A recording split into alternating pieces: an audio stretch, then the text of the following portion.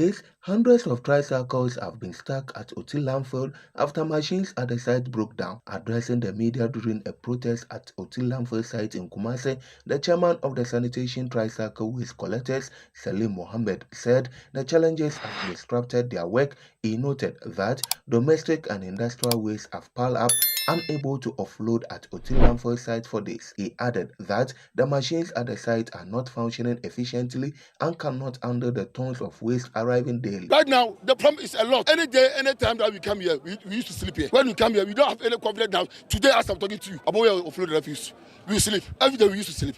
And it has happened for a long time. So we are pleading to government. Please, we know when he listens, he will deliver. But we have talked a lot. But today is our last conversation with the media to the government. But next time, we not going to the government again. We rather advise ourselves to dump the refuse to the field. One of the aggrieved operators, Bafo Bempat, said the core challenge is the non-functioning machines at the site and called on government to intervene. He added that the Kumasi mayor gave the site managers a 10-day ultimatum to resolve the situation, but no results were achieved. And you know the worst problem of it? Anytime we park in here, when you come, either you are engine, you are tie, your gearbox or your fuel, somebody have stolen it. Even they have been stealing machine from this place. So they can't protect our bikes, neither they can help us to offload. So today, with my brothers, am I lying? We are not sleeping here. We are not sleeping here.